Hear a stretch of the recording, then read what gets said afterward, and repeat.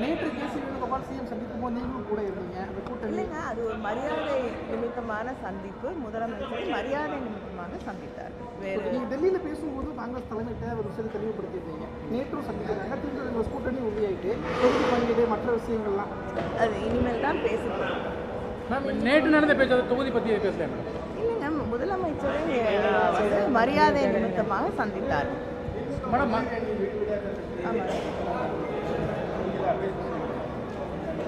முதலமைச்சர் அவர்களும் அது எப்படி செயல்படுத்த வேண்டும் என்று அவர்களுக்கு தெளிவாக தெரிவித்திருக்கிறார்கள்.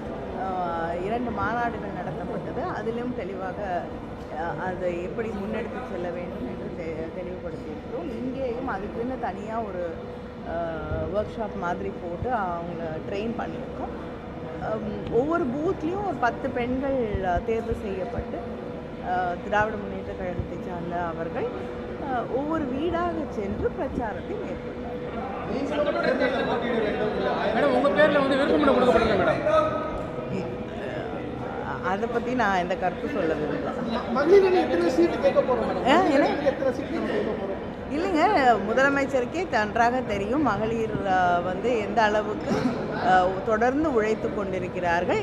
இந்த தொடர்ந்து மகளிருக்காக நடத்தப்படக்கூடிய ஆட்சி என்றே சொல்லக்கூடிய அளவிற்கு பல திட்டங்களை for the empowerment of women மகளிருக்காக அவங்களோட உரிமைகளுக்காக அவங்களுடைய கிடைக்க வேண்டிய நியாயமான ஒரு சமூக அங்கீகாரத்திற்காக நடத்தக்கூடிய ஒரு ஆட்சியாகத்தான் இந்த ஆட்சி அமைந்திருக்கிறது. அப்படி இருக்கக்கூடிய நேரத்திலே நிச்சயமாக முதலமைச்சர் அவர்கள் அரசியல் அங்கீகாரத்தையும் பெண்களுக்காக தருவார்கள் என்று நம்பி உங்க மேல தொடர்ச்சியாக மனு கொடுத்துருக்காங்க.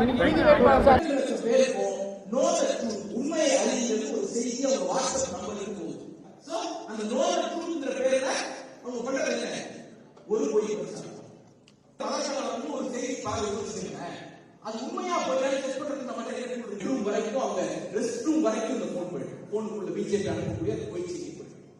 அப்ப பேசுறார், ரொம்ப ஆக்ரோஷமா பேசுறார். அந்த வீடியோ பார்த்தாலே சிலிர்க்குது. 20வது முறை 24ல கட்சிகள் செலவு பண்ண சோசியல் மீடியா கேம்பெயின் 10 மடங்கு அதிகம். அப்ப 29ல 50 மடங்கு அதிகமாயிடும். அடுத்து கழகம் அந்த திசையில் பயணித்தால் நம்ம அது முக்கியத்துவம். நம்ம எல்லாரும் வடக்கு பக்கம் போகும்போது நாம் வெல்வோம் 200 படைக்கும் வரலாறு ஸ்டாலின் தொடரட்டும் தமிழ்நாடு. பெண்களுக்கு வாக்குரிமை பெற்று தந்து பெண் சிசு கொலை, குழந்தை திருமணம் மற்றும் தேவதாசி முறையை ஒழித்து சுயமரியாதை திருமணத்தை அங்கீகரித்து விதவைகளை கைம்பெண்ணாக்கி மறுமணத்தை ஊக்குவித்து ஆட்சி அதிகாரத்தில் பங்கு பெற வைத்து தனி இடஒதுக்கீடு கொடுத்து சமூகத்தில் அங்கீகாரம் பெற்றுக் கொடுத்தது அந்த இயக்கம்.